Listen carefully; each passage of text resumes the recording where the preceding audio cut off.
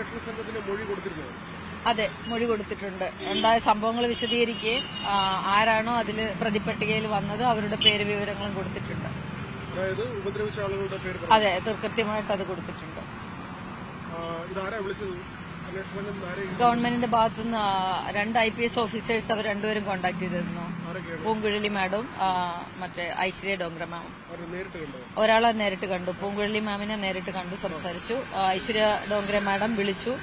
അപ്പം mail ID അയച്ചു തന്നു. അതിനകത്തേക്ക് നമ്മളുടെ എല്ലാ കാര്യങ്ങളും കൃത്യമായിട്ട് അതിൽ അപ്ലോഡ് ചെയ്യാൻ പറഞ്ഞു. അപ്ലോഡ് ചെയ്തതിന് ശേഷം സൈറ്റിൽ അവർ കണ്ടില്ല. അപ്പൊ അതുകൊണ്ട് അതിന്റെ സ്ക്രീൻഷോട്ട് അയക്കാൻ പറഞ്ഞു വെരിഫിക്കേഷന്. അപ്പോൾ after mailing I will send screenshot. അത് കഴിഞ്ഞതിന് ശേഷം പിന്നെ മാം അത് കിട്ടിയെന്ന് പറഞ്ഞിട്ട് താങ്ക്സ് അയച്ചു. പിന്നെ എപ്പോ വേണോ ഏത് കാര്യത്തിനായാലും ഇതൊരു, അതായത് ഇപ്പൊ ഇങ്ങനെ ഒരു സാധനം ചെയ്തു വിട്ടു പോവാനല്ല അവർ ഉദ്ദേശിക്കുന്നത്. അതായത് നമുക്ക് എന്തെങ്കിലും ഒരു പരാതി ഇനിമേലുണ്ടെങ്കിൽ, അതായത് ഒരു സേഫ്റ്റി സോണാണ് അവർ തുടങ്ങി വെക്കുന്നത്. ഇവര് ഇനി അങ്ങോട്ട് എല്ലാ കാര്യത്തിലും ഒരു സിസ്റ്റം വർക്ക് ചെയ്യുമെന്ന് ഞാൻ വിശ്വസിക്കുന്നു. ബിക്കോസ് അത് ഗവൺമെന്റിനുള്ള ഇപ്പം NDTVയിൽ ഒരു ടോക്കിലും വന്നത് അതാണ്. കേരളത്തിൽ നടക്കുന്ന ഈ അസാൾട്ടിങ്ങും ഇങ്ങനത്തെ കാര്യങ്ങൾ ഇപ്പൊ അമ്മ അവര് രാജിവെച്ച് പോയത് ഉൾപ്പെടെയുള്ളത് അവർ ചർച്ച ചെയ്യുന്നു. ആ ചർച്ച ചെയ്തിട്ട് എങ്ങനെയാണ് ഇനി ബാക്കിയുള്ള കാര്യങ്ങളിലേക്ക് പോവുക, അല്ലെങ്കിൽ ഇങ്ങനത്തെ ഒരു ഓർഗനൈസേഷൻ പോയി കഴിഞ്ഞാൽ ഇത്തരം കലാകാരികൾക്ക് ഏത് ലെവലിലാണ് ഒരു സേഫ്റ്റി സോൺ വരിക, അതിൽ ഗവൺമെന്റിന്റെ ലീഗൽ സൈഡും മോണിറ്ററിംഗ് എങ്ങനെ പറ്റും എന്നൊക്കെ നാഷണൽ ലെവലിൽ ഒരു വനിതാ കമ്മീഷൻ അംഗം സംസാരിക്കുന്നത് കേട്ടിരുന്നു ഇപ്പോൾ. അപ്പോൾ തീർച്ചയായിട്ടും എന്റെ അഭിപ്രായം ഞാനൊരു ചാനലിൽ പറഞ്ഞിട്ടുണ്ടായിരുന്നു. ഇത് അമ്മ എന്ന് പറയുന്നത് ഒരു പ്രത്യേക പ്രൈവറ്റ് ഓർഗനൈസേഷനാണ്. അപ്പൊ അതിന് ചില പരിമിതികളുണ്ട്. അതിന്റെ ഒരു ബോഡിക്കകത്തുള്ളവർക്കാണ് അതിന്റെ അധികാരം പോവുക, അവരാണ് കാര്യങ്ങൾ തീരുമാനിക്കുന്നത്. നമ്മളിപ്പോ ഈ പവർ പാക്കേജ് എന്നൊക്കെ പറഞ്ഞ് കുറച്ച് പറഞ്ഞില്ലേ, ഒരു ട്രസ്റ്റ് പോലെ ഒരു NGO പോലെ ഒരു ഓർഗനൈസേഷൻ വരുമ്പോൾ അതിന്റെ ലീഡർഷിപ്പിൽ നിൽക്കുന്ന ആ അതോറിറ്റിക്കാണ് ഒരു പവർ വരിക. അവര് സെക്രട്ടറി, പ്രസിഡന്റ് അല്ലെങ്കിൽ താഴെയുള്ള ഒരു ജനറൽ ബോഡി, അവരാണല്ലോ തീരുമാനങ്ങൾ എടുക്കാന്ന് പറയാം. അപ്പൊ അതൊരു സിസ്റ്റമായിട്ട് വർക്ക് ചെയ്യുമ്പോഴാണ് പവർ സിസ്റ്റമായിട്ട് മാറുക. അപ്പൊ അത് വ്യക്തികളിൽ ഒതുങ്ങിപ്പോവുമല്ലേ കുറച്ച് ആളുകളിൽ. അപ്പൊ നമ്മൾ അവര് വലിയ നമ്മളിപ്പോ എങ്ങനെയാണ് ഒരാളെ കൺസിഡർ ചെയ്യുന്ന പറയുന്നത്, ഇപ്പൊ ആർട്ടിസ്റ്റുകളെ വെച്ചിട്ട് അവർ ഒരുപാട് പടങ്ങളിൽ അഭിനയിക്കുന്നു, അവരുടെ താരമൂല്യം കൂടുതലാണ്. ഇതാണല്ലോ നമ്മൾ അളക്കുന്ന അസസ്മെന്റ് എന്ന് പറയുന്നത്. കലാകാരന്മാരെ സംബന്ധിച്ച് അത് കറക്റ്റ് തന്നെയാണ്. ഇപ്പോ മുൻനിര താരങ്ങളൊക്കെ നമുക്കറിയാം, അവർ എത്രയോ വർഷത്തെ കഠിനാധ്വാനമാണ്, അവരുണ്ടാക്കിയ സൽപ്പേരും ഉണ്ട്, ദുഷ്പേരുകളും ഉണ്ട്. ഇതെല്ലാം കാൽക്കുലേറ്റ് ചെയ്തുകൊണ്ട് തന്നെയാണ് നമ്മളെല്ലാം പരിഗണിച്ചുകൊണ്ടിരുന്നത്. ഇപ്പോഴത്തെ ഒരു പ്രത്യേക സാഹചര്യത്തിൽ നമ്മൾ ഈ ആളുകളുടെ താരമൂല്യത്തിനപ്പുറം മാനുഷിക മൂല്യം എന്ന് പറയുന്ന ഒരു സാധനത്തെ കൂടെ അളക്കേണ്ട ഒരു സമയമാണ് കേരളത്തിൽ, പ്രത്യേകിച്ച് മലയാള ഇൻഡസ്ട്രിയിൽ. അപ്പൊ ആ മൂല്യമില്ലാത്ത ആളുകൾ കസേരയിൽ ഇരുന്നാൽ ചിലപ്പോൾ നമ്മൾക്ക് ഒരു എല്ലാ തരത്തിലുള്ള തകർച്ചയിലായിരിക്കും ആ ഓർഗനൈസേഷൻ പ്ലസ് നമ്മുടെ ഒരു സ്റ്റേറ്റ് പോവുക. അപ്പൊ അതിൽ മാറ്റം ഉണ്ടാവുകയും അതിന്റെ ഒരു മോണിറ്ററിംഗിന് സർക്കാർ സംവിധാനങ്ങൾ കാര്യക്ഷമമായിട്ട് കൃത്യമായിട്ട് അത് മോണിറ്റർ ചെയ്യുകയും ചെയ്യണം എന്നുള്ളൊരു എളിയ അഭ്യർത്ഥന എനിക്കുണ്ട്.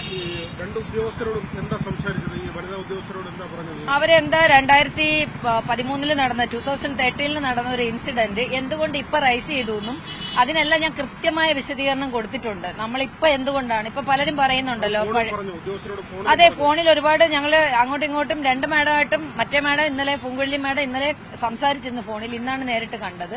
ഐശ്വര്യ മാമിനോടും സംസാരിച്ചിരുന്നു. അപ്പൊ ഇവരോട് കൃത്യമായിട്ട് കമ്മ്യൂണിക്കേഷൻ നടത്തിയിട്ടാണ് മെയിൽ ചെയ്യുന്നതൊക്കെ. അപ്പൊ ഇവരെന്താണ് കൂടുതൽ കാര്യങ്ങൾ സംഭവിച്ചത്, എന്തുകൊണ്ട് ഇപ്പൊ റൈസ് ചെയ്തു എന്നുള്ള കാര്യങ്ങൾ സംസാരിച്ചു. ഇന്ന് മാം തിരക്കിനിടയിൽ 5 മിനിറ്റ് സംസാരിച്ചു. അപ്പൊ ഞാൻ എനിക്കുണ്ടായ പ്രശ്നങ്ങൾ, എനിക്കുണ്ടായതിനേക്കാൾ ഇപ്പോ സൊസൈറ്റി അല്ലെങ്കിൽ ഈ ഒരു ചലച്ചിത്ര മേഖലയിൽ നിൽക്കുന്ന ആളുകൾ അഡ്രസ് ചെയ്യുന്ന കുറെ പ്രശ്നങ്ങളുണ്ട്. ആക്ച്വലി എനിക്ക് അതിന് സൊല്യൂഷൻ കിട്ടുക എന്നുള്ളതാണ്. ഒരു ട്രാൻസ്ഫോർമേഷൻ, ഒരു പ്യൂരിഫിക്കേഷൻ ഈ മേഖലയിൽ അനിവാര്യമായിട്ട് നിൽക്കുന്ന ഒരു സമയമാണ്. എല്ലാവരും നമ്മൾ അടച്ചാക്ഷേപിക്കുന്നില്ല. ഇതിനകത്ത് ഇപ്പൊ 17 അംഗങ്ങളുണ്ട്. അതിൽ തന്നെ ഒരു യുവനടന്റെ കാര്യം പറഞ്ഞിരുന്നു, അതോടൊപ്പം തന്നെ ഒരു ഹാസ്യനടൻ, മരിച്ചുപോയ ഒരു ഹാസ്യനടന്റെ കാര്യം പറഞ്ഞിരുന്നു. ഒരു ഡയറക്ടർ അത് സോണിയോടല്ല മറ്റൊരാളിനോട് മോശമായി പെരുമാറിയ കാര്യം പറഞ്ഞിരുന്നു. ഈ പേരുകളെല്ലാം പറഞ്ഞിരുന്നു? അതെ പറഞ്ഞിട്ടുണ്ട്, കൃത്യമായിട്ട് പറഞ്ഞിട്ടുണ്ട്. അതെ, അതിൽ ചില ആക്ഷേപങ്ങൾ വരുന്നത് ചില പേര് പറഞ്ഞിട്ടില്ലെങ്കിലും ചില സൂചനകൾ ഉണ്ടായിരുന്നു. പിന്നീട് ആ ആളല്ല, അതായത് പലരും ഊഹിക്കുന്നുണ്ട് അതാണെന്നോ അല്ലെന്നോ സോണിയ പറഞ്ഞില്ല, തള്ളി പറഞ്ഞില്ല. പക്ഷേ ചില പേരുകളല്ല എന്ന് പറഞ്ഞത് പണം വാങ്ങിയാണ്, അവർക്ക് അഡ്ജസ്റ്റ്മെന്റ് ആണ്, അല്ലെങ്കിൽ ആ തരത്തിൽ ഒത്തുതീർപ്പിലേക്ക് പോയി എന്നുള്ള ആരോപണം വരുന്നുണ്ട്. ആരോപണം ഞാനും കണ്ടിരുന്നു. ഇപ്പൊ തെറ്റായ കുറെ വാർത്തകൾ വരുന്നുണ്ട്. അതായത് ഒരു പ്രത്യേക വ്യക്തിയുടെ പേര് പറഞ്ഞിട്ട് അയാളല്ല എന്ന് പറഞ്ഞു. വേറെ കയറി പിടിക്കാൻ വന്നവനെ അടിച്ചു വിട്ടു. ഇങ്ങനെ എന്തിനാണ് പടച്ചു വിടുന്നതെന്ന് എനിക്കറിയില്ല. ഞാൻ പ്രമുഖ ചാനലിന് കൊടുത്തത് ആരും വളച്ചിട്ടില്ല. പ്രമുഖ ചാനൽ അതിന്റെ അന്തസ്സ് കാണിച്ചു എന്ന് തന്നെ പറയാൻ പറ്റും. ആരും പറഞ്ഞ വാക്കിന് ഇതാക്കില്ല. പക്ഷെ ഒരു ഓൺലൈൻ മീഡിയയിൽ കൊടുത്ത സാധനം ഇന്ന ആളാണോ എന്ന് അവർ കൂടുതൽ ചോദിക്കുമ്പോ അല്ല ആണെന്ന് പറഞ്ഞാലും പ്രമുഖ എന്നുള്ള പേര് ചാനൽ പറയുമ്പോഴും ഇപ്പൊ ഈ പ്രമുഖ എന്നുള്ള ചാനൽ ഏതാണെന്ന് പറഞ്ഞു പറഞ്ഞ ചാനൽ പറഞ്ഞു.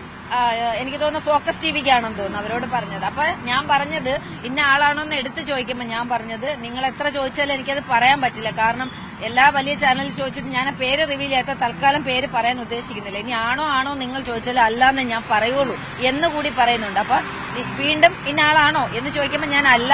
പക്ഷേ നിങ്ങൾ വീണ്ടും മറ്റൊരാളുടെ പേരും ചോദിച്ചാലും ഞാൻ അല്ലാന്ന് എന്നല്ലേ പറയാൻ പറ്റുള്ളൂ. കാരണം ഇത് പറയേണ്ട സമയമാകുമ്പോൾ ഞാൻ പറയും എന്ന് പറയുന്നിടത്ത് ഇന്ന ആളുടെ പേരും അല്ല എന്ന് പറയുന്നത് രണ്ടും പെട്ടെന്ന് എഡിറ്റ് ചെയ്യുമ്പോൾ ഇന്ന ആളാണോ അല്ല എന്ന് പറയുമ്പോൾ ആ വീഡിയോ കാണുമ്പം അവരത് അപ്ലോഡ് ചെയ്ത് കഴിഞ്ഞാൽ കാണുന്ന പ്രേക്ഷകന് ആള് പറയുന്നത്. പിന്നെ ഇതേപോലെ വേറെ കുറെ കാര്യങ്ങൾ പറയുമ്പോഴത്തേക്ക് ഞാൻ പറയുന്നുണ്ട്. അല്ലാതെ ഇപ്പൊ ബ്ലോക്കേജ് വരെ ഇപ്പൊ വേറെ നമുക്ക് എന്തെങ്കിലും ഇൻസൾട്ട് വന്നിട്ടുണ്ടോ എന്ന് ചോദിക്കുന്നെന്ന് തോന്നുന്നു. ചോദിക്കുന്ന സമയത്ത് ഞാൻ പറയും എഡിറ്റിംഗിൽ എത്ര വന്നു കാണാനുള്ള സമയം കിട്ടിയിട്ടില്ല ആക്ച്വലി. അപ്പൊ ഞാൻ പറയുന്നുണ്ട് അല്ലാതെ നമ്മൾ എല്ലാ സ്ഥലത്തും ഇത്തരം വൃത്തികേടുകൾ തുടങ്ങുമ്പോൾ തന്നെ ഒന്നി തല്ല് കൊടുക്കേണ്ടടുത്താണെങ്കിൽ തല്ല് കൊടുക്കും, ഇല്ലെങ്കിൽ പറഞ്ഞ് മതിയാക്കിയിട്ട് പോകും. നമ്മളെ എന്റർടൈൻ ചെയ്യിപ്പിക്കുകയോ പിന്നെ അവരുടെ സോണിയ പറയുന്നത് ഒരു ഓൺലൈൻ ചാനലാണ് സോണിയ പറഞ്ഞ ഭാഗങ്ങൾ കട്ട് ചെയ്ത് ഇത് ആ വീഡിയോന് വേറെ പല യൂട്യൂബേഴ്സും ആളുകളെ എടുത്തിട്ട് മെയിൻ സ്ട്രീമിലുള്ള പല പത്രമാധ്യമങ്ങളും അത് അവരുടെ ഓൺലൈൻ പോർട്ടലിൽ ഇന്ന ആളല്ല സോണിയ പ്രതികരിച്ചു ഇത് വേറെ ആരോണ്. അപ്പൊ അതിന്റെ താഴെ വന്ന് നമുക്ക് ഒരുപാട് നെഗറ്റീവ് കമന്റ്സ് യൂട്യൂബേഴ്സ് പല ആളുകളും അത് അയച്ചു തരും. ഞാൻ നോക്കുന്നില്ല. അപ്പൊ അയക്കുന്നത് ഇതാണ് എന്തിനാണ് പണം. എനിക്ക് ഒരുപാട് ഓഡിയോസ് വരുന്നുണ്ട്, എനിക്ക് ഭീഷണികൾ വരുന്നുണ്ട്. ഒരു വലിയ നടന്റെ പേര് പറഞ്ഞിട്ട് അയാൾക്ക് വലിയ ഇന്നൊരാൾ കാണാൻ വന്നു, അതൊരു യൂട്യൂബറായിട്ട് വന്നതാണ്. പക്ഷെ എനിക്ക് അതിനകത്ത് ഒരുപാട് സംശയങ്ങളുണ്ട്. അത് ഏതെങ്കിലും തരത്തിൽ എന്നെ ബാധിക്കുമെങ്കിൽ പോലീസ് ഓഫീസേഴ്സിന് ഞാൻ നമ്പർ അത് ഭീഷണിയുടെ ഒരു ഭീഷണിയല്ല, ഒരു നയത്തിൽ വന്ന് കാര്യങ്ങൾ മനസ്സിലാക്കുന്ന രീതിയിൽ ഒരാളുടെ വോയിസ് കുറച്ച് കാര്യങ്ങൾ കിടപ്പുണ്ട്.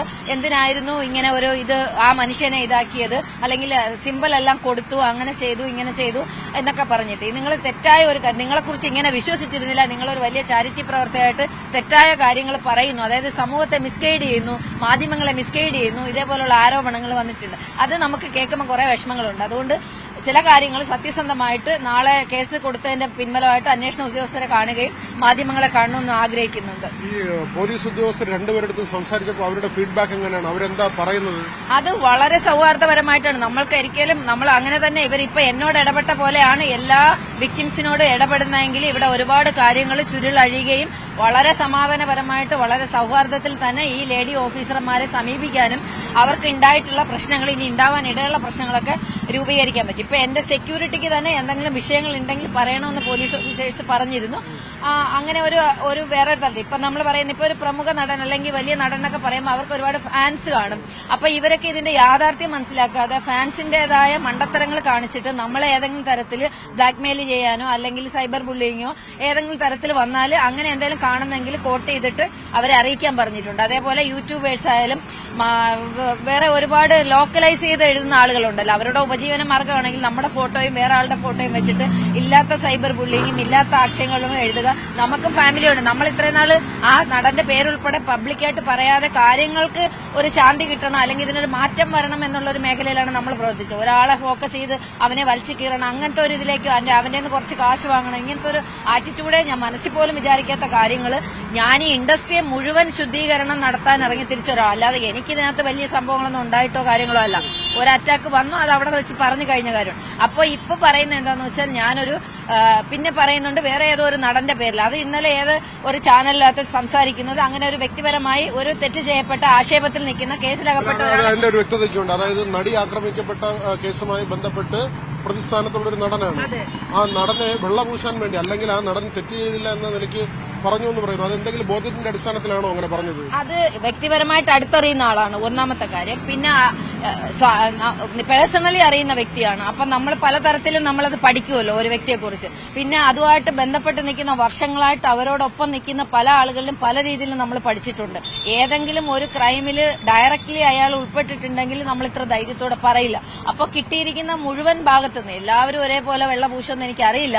മേ ബി അതെന്റെ തെറ്റാണെങ്കിൽ നിരുപാധികം ഞാൻ മാധ്യമങ്ങളോട് മാപ്പ് ചോദിക്കുന്നു. അത് ഇപ്പോഴും പറയുന്നുണ്ട്, അപ്പോഴും പറയുന്നുണ്ട്. അയാൾ തെറ്റ് ചെയ്യപ്പെട്ടിട്ടുണ്ടെങ്കിൽ അത് കാരണം എന്ന് വെച്ചാൽ ഒരു സ്ത്രീയാണ് ആക്രമിക്കപ്പെട്ടത്, അവളോടൊപ്പം തന്നെയാണ്. നമ്മൾ വെറുതെ പറയുന്നതല്ല. ഒരു സ്ത്രീ ആക്രമിക്കപ്പെട്ടിട്ടുണ്ടെങ്കിൽ ഉറപ്പായിട്ടും അവളോടൊപ്പം തന്നെയാണ് നിൽക്കുന്നത്. അതിന് ഏത് വലിയ കൊമ്പത്താളാണ്. അവിടെ ഈ ആക്ഷേപം വരുന്നത് മുൻവിധിയോടുകൂടി. ഇപ്പോൾ അത് പലരും അങ്ങനെ ഒരു ആരോപണം പറയുന്നത് പണം വാങ്ങിയിട്ടായിരിക്കാം, അല്ലെങ്കിൽ മറ്റെന്തെങ്കിലും ആനുകൂല്യം കിട്ടാൻ വേണ്ടി മുൻവിധിയോടുകൂടി അങ്ങനെ ഒരാളെ ന്യായീകരിക്കാൻ വേണ്ടി പോകുന്നു എന്നുള്ളൊരു ആരോപണമാണ് വരുന്നത്. അത് ആരോപിക്കുന്നവർക്ക് ആരോപിക്കാനേ പറ്റുള്ളൂ. ഈ ഒരു വാർത്ത അദ്ദേഹം കണ്ടു കാണുമല്ലോ. ഈ നിമിഷം വരെ ദിലീപ് എന്ന് പറയുന്ന വ്യക്തി എന്നെ വിളിക്കുകയോ അല്ലെങ്കിൽ ഞാൻ അയാൾക്ക് വേണ്ടിയിട്ട് നിങ്ങൾക്ക് വേണമെങ്കിൽ പരിശോധിക്കാമല്ലോ, ഫോണ് ആർക്കും വേണോ പരിശോധിക്കാം. അങ്ങനെ ഒരു കോളോ അല്ലെങ്കിൽ ഒരു ബന്ധപ്പെടലോ ഒന്നും വന്നിട്ടില്ല. അല്ലെങ്കിൽ നിങ്ങൾ എന്നെ കുറിച്ച് നല്ലത് പറഞ്ഞു, അങ്ങനത്തെ ബന്ധങ്ങളല്ല നമ്മൾ തമ്മിലുള്ളത്. അപ്പൊ എന്റെ ബോധ്യമാണ്. ആ ബോധ്യം തെറ്റാണെങ്കിൽ, അതുപോലെ ഒരുപാട് ബോധ്യമുള്ള ആളുകളുണ്ട്, ആ ബോധ്യം തെറ്റാണെങ്കിൽ നിരുപാധികം പൊതുസമൂഹത്തോട് മാപ്പ് പറയും. പിന്നെ നടി ആക്രമിക്കപ്പെട്ട കേസിൽ എത്രയും വേഗം ഇരയ്ക്ക് നീതി വേണമെന്ന് തന്നെയാണ് നമ്മൾ ആവശ്യപ്പെടുന്നത്. പിന്നെ ഈ പറഞ്ഞ പോലെ നമ്മളുടെ ബോധ്യത്തിന്റെ അകത്ത് നിന്ന് ഏതും പറയാവുള്ളൂ. ഇപ്പൊ ഏത് മനുഷ്യനായാലും. ഇപ്പൊ ഇത്രയും നാൾ ആളുകൾ ചോദിച്ചു 2013 നടന്ന ഒരു സംഭവത്തിൽ ഇപ്പൊ നിങ്ങൾക്ക് എന്താണ്, അതിനുശേഷം ഒരുപാട് മേഖലയിൽ നിങ്ങളെ ഒരുമിച്ച് കണ്ട് അത് ഇതെന്നൊക്കെ പറഞ്ഞ് ഒരുപാട് പല പല കാര്യങ്ങൾ പറയുന്നുണ്ട്. ഇപ്പൊ ഒരു വ്യക്തി നമ്മളോട് തെറ്റ് ചെയ്തു, അവരോട് ക്ഷമിക്കപ്പെട്ട് കഴിഞ്ഞാൽ പിന്നെ ജീവിതകാലം മുഴുവൻ അവരോട് ഗ്രഡ്ജ് വെക്കുന്നത്. ഞാനൊരു സോഷ്യൽ വർക്കറാണ്, ഞാൻ എല്ലാവരെയും സ്നേഹിക്കാൻ പഠിപ്പിക്കുന്ന ഒരാളാണ്. തെറ്റ് ചെയ്തിട്ടുണ്ടെങ്കിൽ ബോധ്യപ്പെടുത്തേണ്ട ഉത്തരവാദിത്വമുണ്ട്. അത് ഇപ്പോ ഈ നമ്മുടെ ഇൻഡസ്ട്രിയിൽ മുഴുവൻ നല്ല ആളുകളാണ്. ഈ വരുന്ന പെണ്ണുങ്ങൾക്കൊക്കെ എന്തോ കുഴപ്പമുള്ളതുകൊണ്ട് പെണ്ണുങ്ങളൊന്ന് പിച്ചുമ്പയും പറയുന്നു, പലരുടെയും അടിയാളായിട്ട് വരുന്നു, പണം കൊടുത്തിട്ട് പറയിപ്പിക്കുന്നു എന്ന് തുടങ്ങി ഒരുപാട് അലിഗേഷൻ MLA അടക്കം ഇപ്പൊ മുകേഷ് ഏട്ടൻ അടക്കം പറഞ്ഞു തുടങ്ങി. അപ്പൊ ഇതിൽ സാധ്യതകൾ എന്താണ്, അത് യഥാർത്ഥത്തിൽ ഉണ്ടായ സാധനങ്ങളാണോ എന്ന് അറിഞ്ഞിട്ട് വേണം നമ്മൾ പ്രതികരിക്കാൻ. ആരോപണം വെറുതെ പറഞ്ഞില്ല. ഇപ്പൊ ഒരു സ്ത്രീ വന്ന് അവളെ ഉപയോഗിച്ചു വന്ന് പൊതുജന മധ്യത്തിൽ, അവർക്കും മക്കളുണ്ട്, കുടുംബമുണ്ട്. അപ്പൊ ഉപയോഗിച്ചു വന്ന ഒരു സ്ത്രീ പബ്ലിക്കായിട്ട് വന്ന് അവളുടെ സെക്ഷൽ ഹരാസ്മെന്റിനെ കുറിച്ച് സംസാരിക്കുന്നിടത്ത് അവളെ റെസ്പെക്ട് ചെയ്യുക, ആ മനസ്സിനെ റെസ്പെക്ട് ചെയ്തുകൊണ്ട് അതിൽ സത്യമുണ്ടോ എന്ന് കണ്ടെത്തുന്നതിന് പകരം ആരുടെ കയ്യിൽ നിന്ന് പണം വാങ്ങി വരുന്ന ആളുകളായിട്ട് എല്ലാരെയും ഒരേ പെട്ടിയിൽ ചിത്രീകരിച്ചാൽ അത് പാളിപ്പോകും. അങ്ങനെ ചെയ്യാൻ പാടില്ല എന്നുള്ളതാണ്. ഇപ്പൊ മീനു മുനീർ എന്ന് പറയുന്ന ഒരു അഭിനേത്രിയുടെ വെളിപ്പെടുത്തൽ വന്നു. അവര് അന്ന് തന്നെ പറയുന്നുണ്ട് ഈ ഗായത്രിയുമായിട്ട് സംസാരിച്ചിരുന്നു എന്നൊക്കെ ഉള്ള കാര്യം പറയുന്നു. ഗായത്രി അത് സ്ഥിരീകരിക്കുകയും ചെയ്യുന്നുണ്ട്. അപ്പോൾ ഇപ്പോ ഈ പറയുന്ന താരങ്ങൾ, നടന്മാർ ഇവരെ തള്ളിപ്പറയുന്ന അല്ലെങ്കിൽ കള്ളം പറയുകയാണെന്നാണോ കരുതുന്നത്? ഈ താരങ്ങളെയൊക്കെ ഇപ്പൊ 2009 മുതൽ അറിയാവുന്ന ഒരു ഫേസ്ബുക്ക് പേജും കാര്യങ്ങളും. അദ്ദേഹം തന്നെ പറയുന്ന വാട്സപ്പ് സന്ദേശങ്ങൾ അയച്ചെന്ന്. അത് ഇന്ത്യയിൽ വാട്സപ്പ് ആപ്പ് വന്നിട്ടില്ല, അമേരിക്കയിലൊക്കെ ആയി വരുന്നതേ ഉള്ളായിരുന്നു. അപ്പൊ അങ്ങനെ കുറെ കോൺട്രഡിക്ഷൻ അതിനകത്ത് നമുക്ക് ഫീൽ ചെയ്യുന്നു. അപ്പൊ പറയുന്ന കാര്യങ്ങളിൽ വർഷങ്ങൾ തെറ്റിപ്പോയതാണോ സുതാര്യതാണോ MLAയുടെ പക്ഷവും നമ്മൾ കേൾക്കണമല്ലോ. അപ്പൊ ഇതൊക്കെ വെറുതെ ഒരു ആരോപണമാണോ? പിന്നെ ചില പെണ്ണുങ്ങളായാലും വന്ന് പറയുന്നതിൽ ഒരു വൈരുദ്ധ്യം കിടക്കുമല്ലോ. ഈ പറയുന്ന കാര്യങ്ങൾ വൈരുദ്ധ്യം. ചിലവർ ക്രിസ്റ്റൽ ക്ലിയർ, അവരുടെ ബോഡി ലാംഗ്വേജ് നോക്കിയാൽ നമുക്ക് അറിയാൻ പറ്റും അവർ പറയുന്ന കാര്യം ക്ലിയർ ആണോ അല്ലെങ്കിൽ ആർക്കെങ്കിലും വേണ്ടി സംസാരിക്കുന്നതാണോ എന്ന് അവരുടെ ബോഡി ലാംഗ്വേജ് നോക്കി അവിശ്വസിക്കണമെന്നാണോ പറയുന്നത്? അവിശ്വസിക്കണമെന്ന് ഞാൻ ഇപ്പോഴും പറയുന്നില്ല. ആ സ്ത്രീക്ക് ഉണ്ടായ ബുദ്ധിമുട്ടുകൾ പിന്നെ എണ്ണം കുറെ കൂടുതൽ പറയുന്നുണ്ട്, ഒരുപാട് പ്രമുഖരുടെ പേര് പറയുന്നുണ്ട്. ഇത്രയും ആളുകളുമായിട്ട് അവർ ഏതൊക്കെ രീതിയിൽ ബന്ധപ്പെട്ടിട്ടുണ്ടെന്നുള്ളത് അവർക്ക് മാത്രം അറിയുന്ന ഒരു കാര്യമാണ്. ഇപ്പൊ NDTVയിൽ ചോദിച്ചു, എനിക്കറിയാത്തൊരു കാര്യമായതുകൊണ്ട് അത് എന്റെ പരിധിയിലുള്ളതല്ലെന്ന് പറഞ്ഞ് ഒഴിയേണ്ടി വന്നു. ബിക്കോസ് ഞാൻ അവർക്ക് വേണ്ടി മീനു എന്ന് പറയുന്ന വ്യക്തിയെ ഇവിടെ ഇപ്പൊ ആരോപിക്കപ്പെട്ട് എന്റെ കൂടെ ഇരുന്ന ചാനൽ ചർച്ചകളിൽ ഒരു ചാനൽ ആരാണെന്ന് എനിക്കറിയില്ല, അവരെന്നോട് ചോദിച്ചത് ഇതെല്ലാം നിങ്ങളുടെ സൗഹൃദത്തിലുള്ളവരാണോ എന്നൊരു വാക്ക് ചോദിച്ചു. ഞാൻ എന്റെ ജീവിതത്തിൽ ഞാനിപ്പോ ന്യൂസ് 18നോടാണ് ആദ്യമായിട്ട് പറയുന്നത്. ഇവരെല്ലാം ഞാൻ കാണുന്നത് ചാനൽ മുറികളിലാണ്. ഞാൻ ഇവരാരെ സിനിമയിലും കണ്ടിട്ടില്ല, എന്നെ അവർ കാണാൻ വഴിയില്ല. ഞാൻ ആർട്ട് പടത്തിലെ ആൾക്കാരാണ്, അവർ കൊമേഴ്സ്യൽ പടത്തിലായിരിക്കും. ഞാൻ ഒതുക്കപ്പെട്ട തടിയാണ്, ഞാനും കണ്ടിട്ടില്ല. ഞാൻ എല്ലാവരും പരിചയപ്പെടുന്നത് പോലെ ഇപ്പൊ ഇവൻ തിലകൻ സാറിന്റെ മകളെ പോലും ഞാൻ നമ്മുടെ സ്റ്റുഡിയോ റൂമുകളിൽ മാധ്യമങ്ങളുടെ മുന്നിലാണ് ഞാൻ കാണുന്നത്. അതുകൊണ്ട് നാളെ നിങ്ങളൊക്കെ നമ്മളല്ല അവരുടെ കൂടെ ഒന്ന് എന്നെ ആരും ഇരുത്തിക്കെട്ടാൻ നോക്കേം വേണ്ട. ഞാൻ എന്റെ സ്റ്റാൻഡിൽ ഞാൻ വ്യക്തിപരമായി ഇറങ്ങി എന്റെ ഉറച്ച നിലപാടിൽ നിൽക്കുകയാണ്. ഞാൻ ഈ ആരോപിക്കപ്പെട്ട ആളുടെ മുഴുവൻ ഡീറ്റെയിലും എനിക്കുണ്ടായ പ്രശ്നങ്ങളും ഇപ്പോൾ അഡ്രസ് ചെയ്യുന്ന കാര്യങ്ങളൊക്കെ പോലീസ് ഓഫീസേഴ്സിന് അന്വേഷണ ഉദ്യോഗസ്ഥന്മാരെ ഞാൻ ധരിപ്പിച്ചിട്ടുണ്ട്. 3 പേരുടെ വിവരമാണോ കൊടുത്തിട്ടുള്ളത്? ആകെ 3 പേരുടെ വിവരമാണോ? അതെ അതെ, തീർച്ചയായിട്ടും അങ്ങനെയാണ് കൊടുത്തിട്ടുള്ളത്. അതെ അതെ. പിന്നെ അടുത്ത തവണ എപ്പോഴാണ് കാണണമെന്നോ അങ്ങനെ എന്തെങ്കിലും ഉദ്യോഗസ്ഥരെ പറഞ്ഞിട്ടുണ്ടോ? എനിക്ക് എപ്പോൾ എന്താവശ്യം ഉണ്ടെങ്കിൽ ഏത് ടൈമിൽ എനി ടൈം നമ്മൾ അവർക്ക് ഒരു കോൾ കൊടുക്കാം. അതല്ല അവർ വിളിപ്പിക്കുന്നെങ്കിൽ നമ്മൾ ഒരു 1 ഡേ മുന്നേ പറയാം. എവിടെയെങ്കിലും സിറ്റിങ്ങോ അങ്ങനെ എന്തെങ്കിലും വേണമെങ്കിൽ വിളിപ്പിക്കാമെന്ന് പറഞ്ഞിട്ടുണ്ട്. വിളിപ്പിക്കുമല്ലോ സ്വാഭാവികമായിട്ടും. ഇതതിന്റെ കറക്റ്റ് വേയിലാണ് പോകുന്നത്. ഞാൻ ആദ്യം വിചാരിച്ചത് എന്താണെന്ന് വെച്ചാൽ നമ്മൾ ഒരു ആരോപണം ഉന്നയിച്ചു, അതിനകത്ത് നമ്മൾ പേര് പറയാതെ കാര്യങ്ങൾ മനസ്സിലാക്കി നിയമത്തിന്റെ വഴിയെ പോകുക എന്നുള്ളതായിരുന്നു. അതായത് അന്വേഷണ ഉദ്യോഗസ്ഥന്മാരോടോ അത് ബന്ധപ്പെട്ട അതോറിറ്റിയോടോ ആ കാര്യങ്ങൾ പറയുക, ഇന്ന ആളാണ് എന്നുള്ളൊരു വ്യക്തിപരമായി പറയാതെ. അപ്പൊ ചാനലുകളോട് പറയേണ്ട മാധ്യമധർമ്മത്തിന് നമുക്ക് അത് പെടുമെന്ന് വെച്ചാൽ അത് ഓരോരുത്തരുടെ ഒരു പ്രൈവറ്റ് കൺസേൺ ആണ്. അപ്പൊ പറയണമെങ്കിൽ പറയാനില്ല, നിങ്ങൾക്ക് നിർബന്ധിക്കാനും പറ്റില്ല, നമ്മുടെ ഇതാണ്. പക്ഷെ എന്നിട്ടും കുറെ ദിവസം നമ്മളത് പറയാതിരുന്നത് വെറുതെ ഒരു ഫാമിലിക്ക് ഞാനൊരു പെണ്ണാണ്, അപ്പൊ ഞാൻ എന്റെ ഫാമിലിയെ തകർക്കുന്ന രീതിയിൽ ബുള്ളിങ് വന്നുകൊണ്ടിരിക്കുന്നു. അവരുടെ ഫാമിലിയെ ഞാൻ അപ്പോഴും കൺസേൺ ചെയ്യുന്നു. ഇപ്പോഴും അപ്പൊ ഇന്ന് എനിക്ക് വന്നത് എന്നോടൊരാൾ വന്ന് പറയുകയാണ്, അവരൊരു വലിയ പടം ഇറങ്ങാൻ പോവുകയാണ്, അവർ കോടികൾ ചെലവാക്കിയ ഒരു പടം വരുന്നു, അപ്പൊ ഈ ഒരു പരാതി അതിനെ ബാധിക്കും, അത് ഇപ്പൊ വേണോ, പിന്നെ ഇതിനകത്ത് എവിഡൻസ് ഉണ്ട്, ഇങ്ങനെ തുടങ്ങി. ഈ ആരോപണ വിധേയനായ നടന് വേണ്ടി സോണിയെ വേറെ ആരോ ഇന്ന് സമീപിച്ചു. അതൊരു യൂട്യൂബർ എന്ന വ്യാജേന വന്നു. എനിക്ക് ഇതുപോലെ എല്ലാ കാര്യങ്ങളും ക്യാമറയും കൊണ്ടുവന്നു. പക്ഷെ ഞാൻ ബുദ്ധിപരമായി എനിക്കറിയാലോ, ഞാൻ പരിചയമില്ലാത്ത അവരുടെ മീഡിയയുടെ കാർഡ് ചോദിച്ചിട്ട് പോലും കിട്ടിയിട്ടില്ല, ഒരു വെബ്സൈറ്റ് ഇല്ല. അപ്പൊ പറയുന്നു ഒരുപാട് യൂട്യൂബിന് അവര് ലിങ്കുകൾ കൊടുക്കുന്ന തൃശ്ശൂരിൽ നിന്ന് വന്നൊരു ടീമാന്ന് പറഞ്ഞു. ഞാൻ എന്തായാലും അദ്ദേഹത്തിന്റെ ഫോട്ടോ എടുത്ത് വെച്ചിട്ടുണ്ട്. എങ്ങാനും ആവശ്യം വന്നാൽ ഫോൺ നമ്പറും ഫോട്ടോ അടക്കം അന്വേഷണ ഉദ്യോഗസ്ഥന് കൈമാറും. എന്താ പറഞ്ഞത് ഈ നടന്റെ പുതിയ സിനിമ വരുന്നു? ചെറിയ വിറയലും ഷിവറിങ്ങും, അതേപോലെ തന്നെ ഹേമ കമ്മിറ്റിയിൽ എന്താണ് അതിനകത്തുള്ള ഉള്ളടക്കം, അതിനെക്കുറിച്ച് എന്താണ് പ്രശ്നങ്ങളെന്ന് ഞാൻ അവരോട് ചോദിച്ചപ്പം അതറിയാൻ വേണ്ടിയാ ചോദിച്ചത്. അതിനെക്കുറിച്ച് വ്യക്തമായ ഒരു ധാരണയില്ല.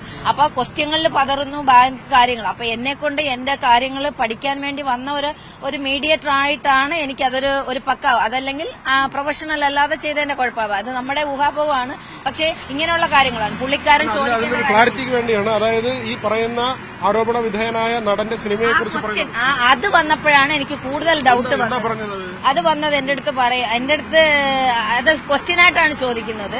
അത് അങ്ങനെയല്ലേ പറ്റുള്ളൂ. വന്നിട്ട് സംസാരിച്ച പണി കിട്ടുമെന്ന് പറയും. എന്നിട്ട് വീട്ടിൽ പോകണം, ഇവിടെ നിന്ന് ഷൂട്ട് ചെയ്യണം, സൗണ്ട്, അങ്ങനെ കുറെ കാര്യങ്ങൾ. ഞാൻ പറഞ്ഞിപ്പോ നിങ്ങൾക്ക് വീട്ടിൽ പോകണമെങ്കിൽ ഷൂട്ട് ചെയ്താൽ പോരെ. എന്റെ അടുത്ത് പറയുന്നത് സിനിമ വരുന്നു, ആ സിനിമ ഒരുപാട് കോടികൾ ചെലവാക്കി വരുന്ന സിനിമയാണ്. അപ്പൊ ഇങ്ങനത്തെ ഒരു ബുള്ളിങ് വരുമ്പോഴത്തേക്കും ഒരു ആരോപണം വരുമ്പോഴും അതിന്റെയൊക്കെ കാര്യങ്ങൾ എന്താവും, അങ്ങനെയുള്ള കാര്യങ്ങളെ കുറിച്ച് എന്താണ് അഭിപ്രായം എന്നുള്ളത് ആ ക്വസ്റ്റ്യൻ അവിടെ നിങ്ങൾ ആരും ചോദിക്കാത്ത ഒരു ചോദ്യം ചോദിക്കാൻ തൃശ്ശൂരെന്ന് ഒരു പൊട്ട യൂട്യൂബർ വന്നിട്ടുണ്ട്. പൊട്ടാന്ന് ഞാൻ ഉദ്ദേശിക്കുന്നത് മീൻസ് ഒരു അൺഒഫീഷ്യൽ ആയിട്ടുള്ള ഒരാൾ വന്നിട്ട് അത്തരത്തിൽ ചോദിക്കണമെങ്കിൽ പിന്നെ എന്തോ ഒരു അപാകതകൾ, ആവശ്യമില്ലാത്ത ടോക്കുകളാണ് ചോദിക്കുന്നത് ഫാമിലിയുടെ മെമ്പേഴ്സിന്. നിങ്ങൾ മാധ്യമ പ്രവർത്തകരൊന്നും എന്റെ മക്കളുടെ എണ്ണ എടുക്കാനോ അല്ലെങ്കിൽ അങ്ങനത്തെ. അപ്പൊ ഒരു അൺഒഫീഷ്യൽ ഡീലിംഗും എനിക്ക് ഇന്ന് മൊത്തത്തിൽ ഒരു അസ്വസ്ഥത തോന്നിയിരുന്നു.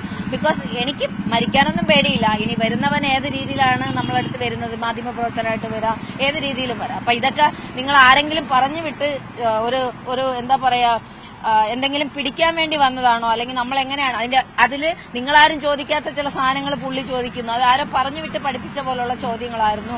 അതിനകത്ത് ചോദിക്കുന്നത് എവിഡൻസ് എങ്ങനെ കൊടുക്കും, ഇത്രയും വർഷം കഴിഞ്ഞില്ലേ, അതിനെങ്ങനെയാണ്, അങ്ങനത്തെ കുറെ കാര്യങ്ങൾ, റെലവന്റ് അല്ലാത്ത കുറെ കാര്യങ്ങൾ, അത് അവന് ചോദിക്കേണ്ട കാര്യങ്ങളല്ലാത്ത കാര്യങ്ങളിലേക്ക് ഫോക്കസ് ചെയ്യുക. ഈ നടന്റെ കരിയറിനെ കുറിച്ച് ആകുലതപ്പെടുക. ഇങ്ങനെ ഒരുപാട് കരിയറുകൾ നഷ്ടപ്പെട്ട പെണ്ണുങ്ങളാണ് നമ്മുടെ ചുറ്റും ഇപ്പൊ കരയുന്നത്. അപ്പൊ അതുകൊണ്ട് അതൊരു വലിയ വിഷയമായിട്ട് എനിക്ക് തോന്നുന്നില്ല.